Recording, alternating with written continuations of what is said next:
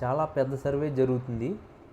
ఆ సర్వేకి సంబంధించిన క్వశ్చన్ అడుగుతున్నాను, కంపల్సరిగా కామెంట్ చేయండి. ఏపీలో ఇప్పటికిప్పుడు ఎన్నికలు జరిగితే సీఎంగా ఎవరు గెలుస్తారు? Chandrababu CM, Jagan CM.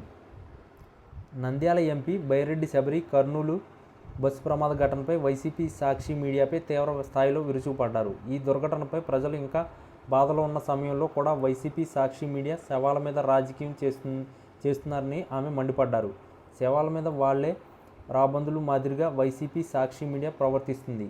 సత్యమేవ జయతే అనే పేరు పెట్టుకుని అసత్య కథనాలు సృష్టిస్తున్నారు. కల్తీ మద్యం తాగిన బైకర్ వల్లే బస్సు ప్రమాదం జరిగిందని తప్పుడు కథనాలు పుట్టిస్తారు అని ఎంపీ బైరెడ్డి శబరి విమర్శించారు.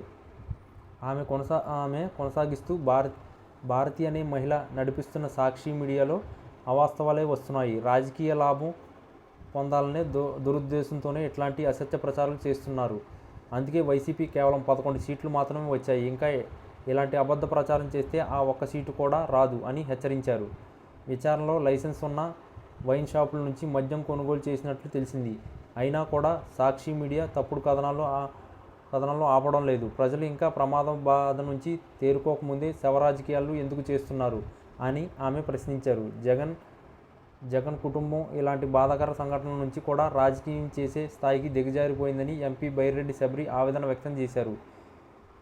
విలువలు లేని రాజకీయాలు ప్రజల వద్ద నమ్మకం కోల్పోయాయి.